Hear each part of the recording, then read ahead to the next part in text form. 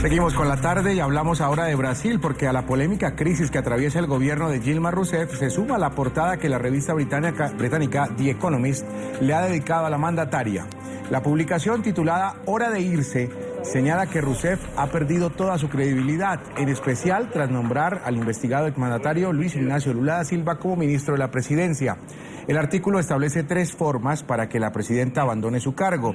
La primera, que se logre demostrar que obstruyó la investigación sobre Petrobras.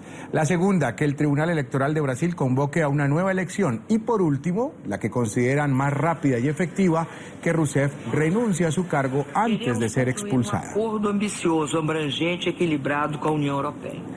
Mientras tanto, en una entrevista ofrecida al diario El País, Rousseff afirmó que un proceso de destitución en su contra constituye un golpe a la democracia. Hablamos de este tema y quiero saludar a Darío Pignotti, él es corresponsal de la agencia de noticias italiana ANSA, está en Brasil. Gracias por estar con nosotros, Darío. Una buena tarde. Buenas tardes, señor Jesús, buenas tardes. Muy amable, gracias por atendernos, por acompañarnos hoy Viernes Santo. Y lo primero, preguntarle de esas 3 opciones que plantea la prestigiosa revista británica, hablar un poco de la tercera. Dicen ellos, la más rápida y efectiva. Yo le pregunto a usted, que está en Brasilia, que conoce cómo se está moviendo el tema político en torno a Rousseff, ¿es de verdad la más rápida y la más efectiva la renuncia de Dilma? ¿Va a renunciar Dilma, usted cree?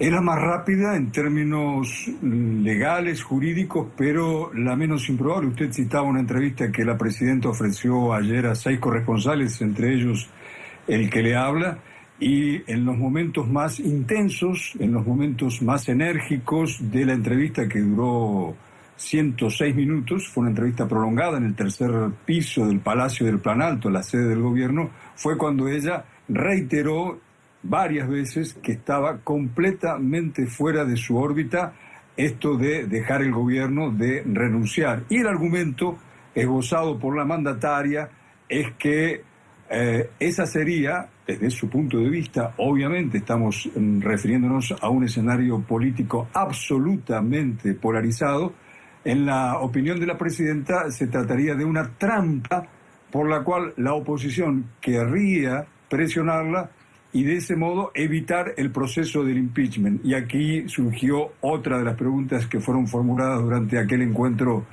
que mantuvimos ayer con la presidenta, y ella respondió: ¿por qué la oposición, aunque no lo confiesa, evita el impeachment? Porque saben que el responsable por llevar adelante el juicio político, digámoslo, es una forma jurídica contemplada en la legislación brasileña, es precisamente uno de los políticos más involucrados en el escándalo de corrupción de Petrobras. Hablamos del presidente de la Cámara de Diputados, a quien la justicia de Suiza, el Ministerio Público suizo, le descubrió $5 millones en cuentas que no tenía reconocidas ante el fisco brasileño. Por lo cual, vuelvo a la respuesta de la presidenta, la oposición, aunque impulsa el impeachment, y este está avanzando a paso redoblado, sabe que por lo menos una parte de la opinión pública considera que, si bien el impeachment es legal, quien lo promueve, el referido diputado Cunha,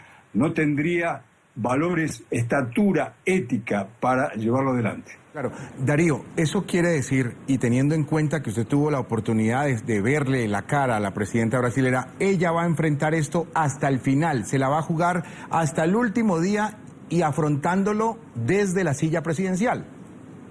Siempre que ese último día esté autorizado por la justicia, usted lo indicaba antes de iniciar la conversación, hay 2 procedimientos en curso. El mencionado impeachment, que con todo está progresando día a día, en el sentido de que inclusive hubo un acuerdo de cerca de 70 congresistas para que haya más sesiones por semana y de esta forma se acorte el plazo que tiene la presidenta para su defensa. Y el otro andarivel es el de la justicia electoral, en la que se investigan denuncias por las cuales la presidenta habría financiado sus campañas electorales con dinero empetrolado, como se dice aquí en Brasil, es decir, manchado de la corrupción del escándalo de Petrobras, al punto que el publicista que diseñó la estrategia de publicidad, de imagen de Rousseff en los 2 pleitos que ella venció en 2010 y 2014, João Santana, está preso desde hace 3 semanas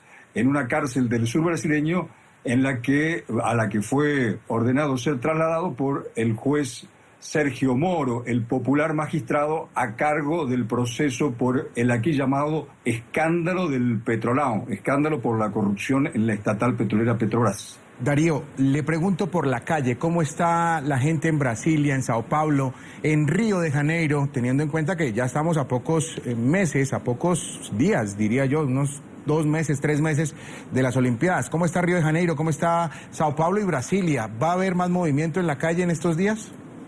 Probablemente lo sabrá Jesús, el clima político y me animaría a decir social, hasta cotidiano, se ha ido polarizando en las últimas semanas. Si hubiéramos tenido esta conversación hace 4 meses, mi respuesta hubiera sido: hay un encono muy subrayado en los sectores opositores al gobierno que hasta diciembre del año pasado eran quienes tenían el control, por decirlo de alguna manera, de las calles. Las manifestaciones contra Rousseff eran las únicas que se veían, pero luego del 4 de marzo, cuando este famoso y muy reconocido, muy aplaudido por la oposición, juez Sergio Moro, ordenó la traslación coercitiva del expresidente Lula, comenzaron a surgir como hongos, de una manera muy espontánea, aquellos que aún respaldan al expresidente. Debe ser dicho de todas maneras que las manifestaciones más multitudinarias que reunieron acaso a más de 2 millones de personas tuvieron lugar el 13 de marzo pasado y fueron contra el gobierno. Sin embargo, las que comienzan a ser convocadas por el ex mandatario y verdadero líder del gobernante Partido de los Trabajadores, partido que también está acusado y algunos de sus altos dirigentes encarcelados por el escándalo de Petrobras, me refiero a Luis Ignacio Lula da Silva, sus seguidores siguen siendo muchos y lo que uno observa aquí en Brasilia, pero también hay informaciones que nos llegan de São Paulo y de Río, es que el encono entre una y otra parte crece día a día, al punto que durante la entrevista que nos concedió ayer la mandataria, en más de una ocasión ella hizo un llamamiento, una instigación para que esta crisis no lleve a un enfrentamiento campal, a una guerra entre brasileños de uno y otro signo político, Jesús. Perfecto, Darío, no lo puedo despedir solo para una breve, muy breve respuesta, ya se nos acaba el tiempo. Usted que la vio y que estuvo frente a frente, ¿está tranquila? ¿Usted sí cree que ella está tranquila? Está calma, no diría tranquila, se la observa tensa, se la observa muy delgada, acaso porque inició un régimen para perder algunos kilos de peso, acaso porque lleva casi 1 año y medio viviendo bajo un estrés permanente. Si me pidiera una síntesis, renuevo aquella opinión, muy difícilmente ella renuncie. El Palacio del Planalto está completamente cercado de vallas, de agentes de seguridad y de policías. Hoy la sede del gobierno brasileño está prácticamente atrincherada. Perfecto, Darío Pignotti, corresponsal de la agencia de noticias italiana ANSA, por estar con nosotros desde Brasilia. Muy amable, una buena tarde para usted. Buena tarde.